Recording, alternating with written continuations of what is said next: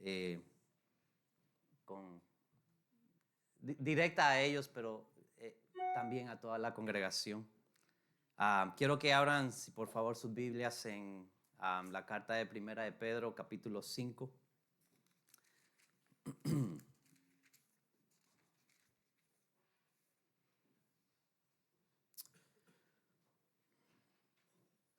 Vamos a leer los versículos del 1 al 4.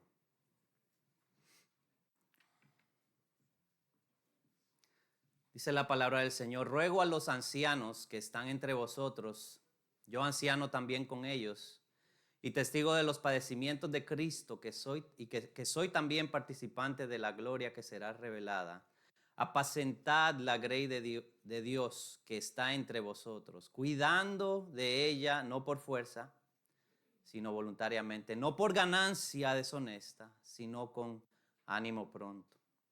No como teniendo señorío sobre los que están a vuestro cuidado, sino siendo ejemplos de la grey. Y cuando aparezca el príncipe de los pastores, vosotros recibiréis la corona incorruptible de gloria. Oremos. Padre Celestial, esta es tu palabra. Nos humillamos ante ella, Señor. Reconocemos que necesitamos la ayuda de tu Espíritu para poder entenderla. Te pedimos que nos ilumines en este momento y que hables a través de ella a nuestros corazones y que la apliques como solo tú lo puedes hacer a nuestras vidas en particular. Tú conoces nuestras luchas, tú conoces nuestras debilidades, conoces aún a esos pecados con los cuales estamos luchando. Te pedimos, Señor, que en tu poder, Señor, la uses para redarguirnos, para convencernos de pecado, para corregirnos, instruirnos en justicia, para que seamos formados a la imagen de Cristo y podamos traer gloria a tu nombre. Te lo pedimos en el nombre de Jesús. Amén. Hay un dicho conocido que dice: una imagen vale más que 1000 palabras. ¿Lo conocen ese? ¿Lo han escuchado? Una imagen vale más que 1000 palabras. Si usted no ha ido al Grand Canyon, al Gran Cañón, y me pidiera que se lo describiera, yo le diría que es una grieta gigantesca con un precipicio muy profundo y un río al fondo del precipicio. Yo le diría que los colores del terreno son hermosos y el paisaje es impresionante. Pero si en vez de describirlo yo le muestro esta foto,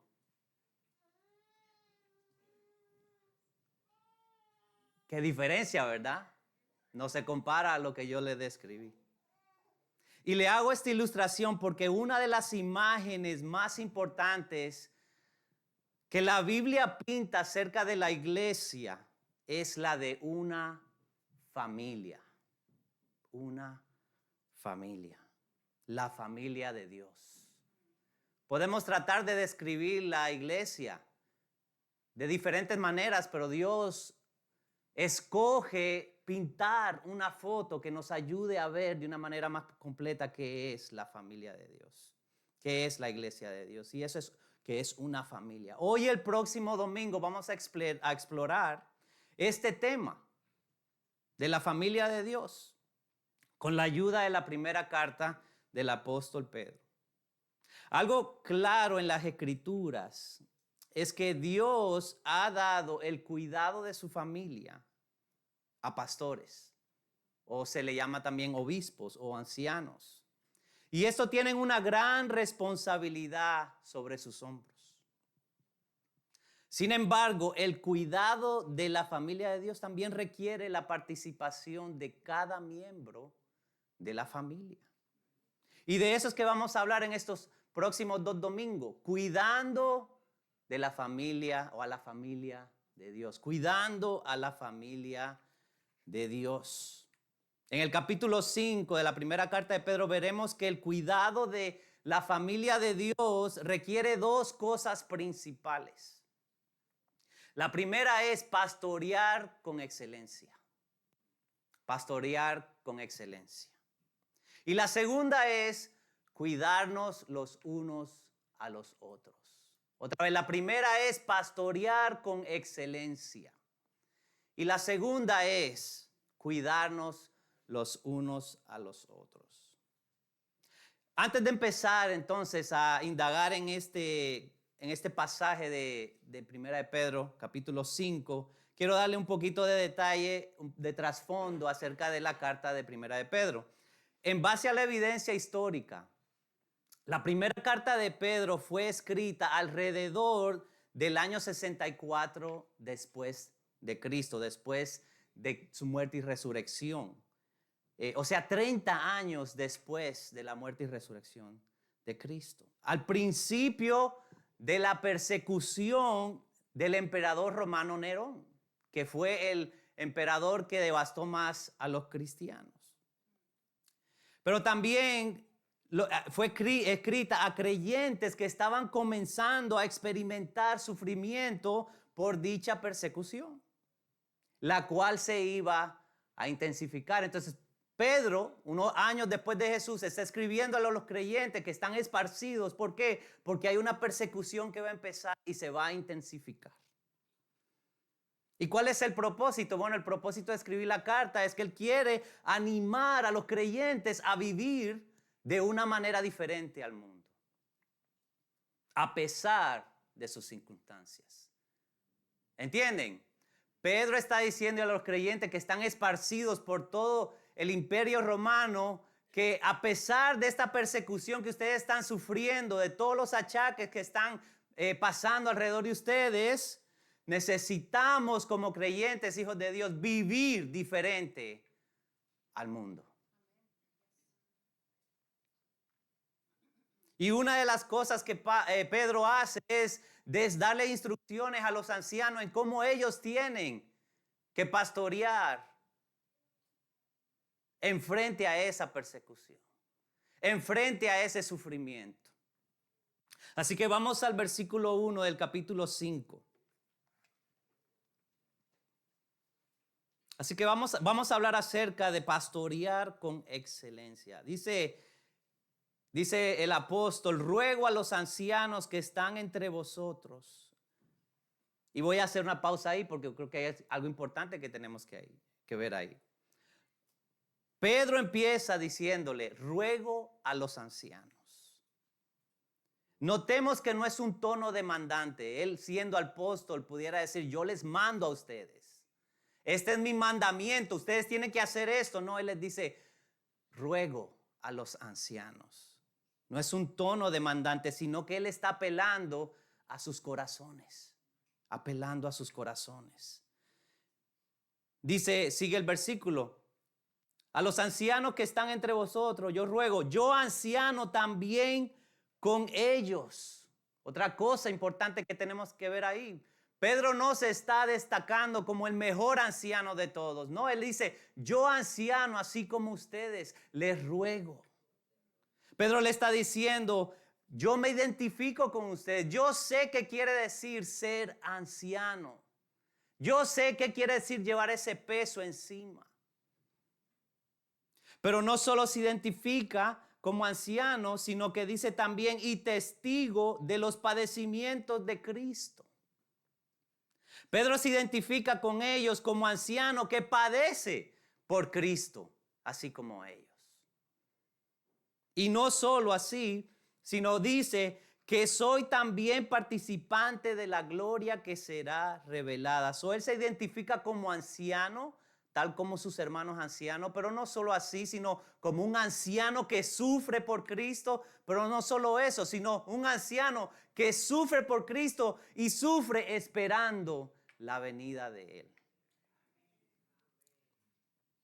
Es como que Pedro está diciéndole a sus hermanos ancianos esparcidos por todo el imperio romano: por favor, hermanos ancianos, consideren y pongan atención a lo que les voy a decir, porque es muy importante. Es más, es posible hacer lo que voy a pedirles que hagan, porque yo lo estoy viviendo en propia carne. Y con esto en mente, Pedro les da sus instrucciones. Versículo 2. Dice Pedro, apacentad la grey de Dios. Yo os ruego que apacienten la grey de Dios. Apacentar la grey de Dios es una frase bien dominguera o bien teológica, ¿verdad? Tal vez no se entiende. Pero Pedro usa la palabra apacentar. Pedro usa la palabra apacentar porque él quiere utilizar la imagen de un pastor de ovejas para describir el rol de anciano pastor. En otras palabras, él está diciendo a sus hermanos ancianos, pastoreen, cuiden del rebaño de Dios, cuiden de la iglesia, cuiden de la familia de Dios. Y si yo le pregunto a usted, ¿cuáles son las responsabilidades de un pastor de ovejas? Bueno, rápidamente tal vez se nos viene el Salmo 23. Salmo 23, si no se lo sabe, vamos allá. Yo creo que se lo sabe la mayoría, ¿verdad? Ayúdeme, Jehová es mi pastor, nada me faltará. En lugares de dedicados pastos me hará descansar. Junto a aguas de reposo me pastoreará. Pausa. ¿Qué vemos ahí? ¿Qué hace un pastor? El pastor alimenta a sus ovejas. Le da alimento, le da comida y le da agua. ¿Ok? Play. ¿En qué estamos? Confortará mi alma, me guiará por sendas de justicia por amor a su nombre. Pausa. ¿Qué más hace un pastor de ovejas? Los guía, ¿verdad? Me guiará por senda de justicia por amor de su nombre. Versículo 4, play. Aunque ande en valle de sombra de muerte, no temeré mal alguno, porque tú estarás conmigo. Pausa ahí. ¿Qué más hace un pastor de ovejas? Las protege, les provee protección. Y la última parte, me infundirán aliento. Pausa ahí, ya ahí quedamos. La vara y el cayado, ¿para qué son? Para corregir, para corregir.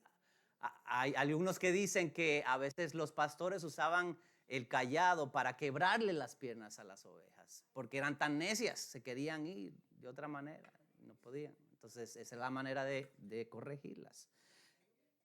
Ahora yo quiero que regresemos al pasaje en donde estábamos, versículo 2.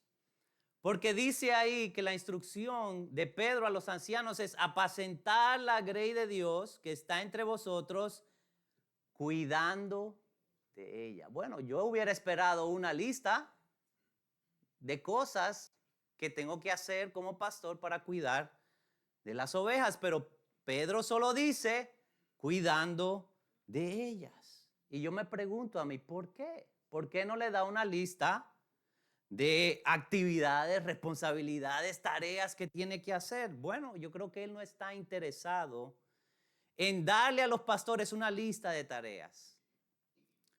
Y yo digo que probablemente es porque estos ancianos, acuérdense en el trasfondo que le dice, ¿cuántos años han pasado de la muerte de Cristo, del comienzo de la iglesia hasta ahora? Alrededor de 30 años. Esta carta está siendo escrita en el año 64 después de Cristo haber resucitado. 30 años, entonces estos pastores ya llevan tiempo pastoreando. Ellos saben qué quiere decir pastorear ovejas. Ellos saben el dolor, saben las tareas que hay que levantar, hay que orar, hay que predicar, ellos saben de todo eso. Pedro no está interesado en darle una lista, pero él sí está interesado, y eso es lo que vamos a ver, en aconsejar a sus compañeros ancianos en la manera en que ellos deben llevar a cabo sus responsabilidades. Como dicen por ahí, no es lo que me dices, sino es cómo me lo dices que hace la diferencia. No es lo que yo hago como pastor, es cómo lo hago que va a hacer la diferencia. Así que sigamos con el versículo 2. Cuidando de ella, ¿cómo? no por fuerza, sino voluntariamente. No por ganancia deshonesta, sino con ánimo pronto. No como teniendo señorío sobre los que están a vuestro cuidado, sino siendo ejemplos de la grey de Dios. Y la pregunta que esto nos ayuda a responder, estos versículos, es: ¿cómo se pastorea con excelencia? ¿Cómo se pastorea con excelencia? Y yo le doy tres cosas que veo yo en este versículo, en estos versículos, que nos enseñan cómo pastorear con excelencia. Número 1, con entrega. Número 2, con su ejemplo. Y número 3, en dependencia de Dios. Así que vamos a explorar un poquito esto. Con entrega, versículo 2. En su segunda parte dice: cuidando de ella, no por fuerza, sino voluntariamente. No porque alguien me está forzando a pastorear es que yo voy a pastorear. Yo lo voy a hacer por voluntad, porque yo deseo hacerlo, porque Dios ha puesto eso en mí y eso es lo que yo quiero hacer. No porque yo tengo que hacerlo porque me están pagando, no. Yo tengo que ir porque es mi deber. No, yo quiero hacerlo. No forzado, sino voluntariamente. Pero también dice: no por ganancia deshonesta, sino con ánimo pronto. Eso de ganancia deshonesta puede decir muchas cosas. Puede decir: yo no voy a ayudar a un hermano en la iglesia porque yo sé que de alguna manera me va a beneficiar ayudar a ese hermano. Esa no es mi motivación de ayudar. No lo que yo puedo obtener de las ovejas. Sino que cuando alguien está en necesidad, que cuando yo necesito ministrar, cuando yo necesito ayudar como pastor a alguien, estoy ahí prontamente. No tienen que forzarme, no tienen que torcerme el brazo. Yo estoy ahí. ¿Por qué? Porque lo hago con entrega. Lo hago con entrega. Pero no solo con entrega, también versículo 3, con su ejemplo. ¿Qué dice el versículo 3? No como teniendo señorío sobre lo que están a vuestro cuidado, sino siendo ejemplos de la grey. No teniendo señorío, hermanos. No tratando de yo imponer mi deseo a las fuerzas. Esa no es la manera de hacerlo, dice la palabra del Señor. No forzando a la gente a hacer lo que yo quiero hacer. Pero ¿cómo es que lo tengo que hacer? Con mi ejemplo. Con mi ejemplo. Que mis hermanos, que la congregación, al ver el ejemplo de cada uno de los ancianos, diga: mira, yo voy a hacer lo que él está haciendo. Con ejemplo. Y esto me recuerda a mí a 1 de Timoteo 4:12. Usted se lo sabe. Ninguno tenga en poco tu juventud, le dice Pablo a Timoteo, sino sé ejemplo de los creyentes. ¿En qué? En palabra, en conducta, en amor, en espíritu, en fe y en pureza. Los ancianos pastores estamos siendo llamados a ser ejemplo de la congregación, para que la congregación pueda seguir. Así que se pastorea con excelencia cuando lo hacemos con entrega, cuando lo hacemos con ejemplo, con nuestro ejemplo, pero también cuando reconocemos que no lo podemos hacer en nuestra propia fuerza, que necesitamos depender de Dios. Y dependemos de Dios de dos maneras. La primera está en el versículo 4. Dice: y cuando aparezca el príncipe de los pastores, vosotros recibiréis la corona incorruptible de gloria. ¿Cómo muestra esto dependencia de Dios? Bueno, hermanos, si usted no lo sabe, Aquellos que han sido hijos de pastores saben esto muy bien. El ministerio pastoral a veces no trae recompensas aquí. A veces no se ven aquí. A veces los pastores tienen que trabajar y dar sudor y lágrimas, entendiendo que tal vez no van a ver el resultado hoy y aquí. Y el apóstol Pedro, sabiamente, bajo la dirección del Espíritu Santo, le dice a sus hermanos ancianos: no miren a lo que ustedes van a obtener aquí, no miren a lo que ustedes van a lograr en este mundo. Tienen una corona allá arriba. Allá es que se les va a premiar. No te preocupes por lo que va a pasar aquí. Si no recibes la corona aquí, es ok. Si predicas y solo se convierten unos poquitos, es ok. Si tú eres fiel, estás haciendo lo que Dios te ha mandado a hacer. Dios te va a recompensar. Pon tus ojos en Él. Que tu esperanza no esté en lo que tú puedas ganar aquí, sino en la recompensa que Cristo va a tener por ti. Dependencia esperando la recompensa de Dios. Así dependemos de Dios. Pero también dependemos de Él cuando dependemos de sus fuerzas. Vamos al versículo 10. Versículo 10 dice: mas el Dios de toda gracia, yo creo que muchos se lo saben, que nos llamó a su gloria eterna en Jesucristo, después de que hayáis padecido un poco de tiempo, Él mismo que os perfeccione, os afirme, fortalezca y establezca. No podemos pastorear con excelencia en nuestra propia fuerza. Hermano, aún más allá, no podemos hacer nada para la obra de Dios en nuestra propia fuerza. Dios no lo quiere. Dios no lo quiere. Él quiere que nosotros dependamos del poder de Él. Porque cuando José hace algo y el Señor lo usa con su poder para impactar a alguien, eso es impacto eterno.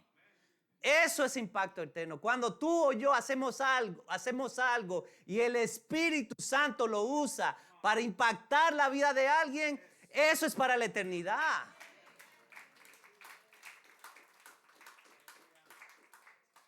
Cuando yo lo hago con mis propios esfuerzos, eso se termina de un solo. Puede ser que haga algo, pero no va a durar. Necesitamos depender del poder de Dios. Así que, hermanos, el cuidado de la familia de Dios requiere que los pastores cuiden el rebaño de Dios con excelencia. Eso quiere decir con entrega, voluntariamente, pronto, en ánimo. Con su ejemplo, siendo ejemplo en palabra, en conducta, en pureza, en amor y en dependencia de Dios. Mirando su recompensa, no poniendo los ojos en lo que podamos obtener aquí.